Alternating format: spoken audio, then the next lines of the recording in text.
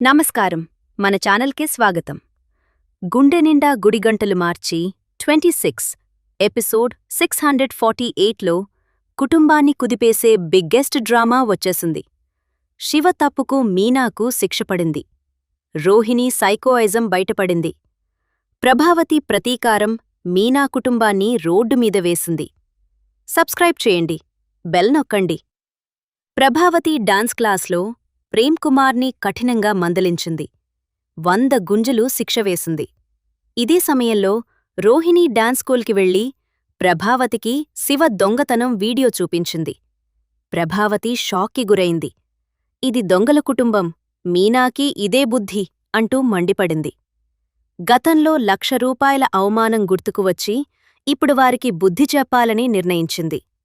రోహిణి పోలీసులకు అప్పగిద్దామని రెచ్చగొట్టడంతో ప్రభావతి ఈరోజు వాళ్లకు నా ఉగ్రరూపం చూపిస్తానని బయల్దేరింది. మరోవైపు గుణ శివను ట్రాప్ చేయాలని చూశాడు. సోషల్ మీడియాలో వైరల్ అవుతున్న వీడియో చూపించాడు. ఇది అంతా బాలు వల్లే జరిగిందని నిందవేసి తనతో చేతులు కలుపమని మాయమాటలు చెప్పాడు.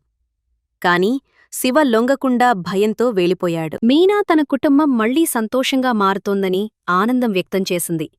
కాని ఆ సంతోషం ఎంతసేపుంటుందో ఎవరికీ తెలియలేదు. ప్రభావతి ఆగ్రహంతో మీనా ఇంట్లోకి అడుగుపెట్టింది. ఎక్కడా దొంద వెధవా అంటూ అరిచింది. మొదట చేతులతో కొట్టిన ప్రభావతి ఆ పైచెప్పుతో దారుణంగా కొట్టింది. మీనా అడ్డుపడి నా కుటుంబాన్ని నా ముందే అవమానిస్తే ఊరుకోనని ధైర్యంగా ఎదురునిల్చింది. రోహిణి గొడవ పెంచుతూ మీనాను రెచ్చగొట్టింది.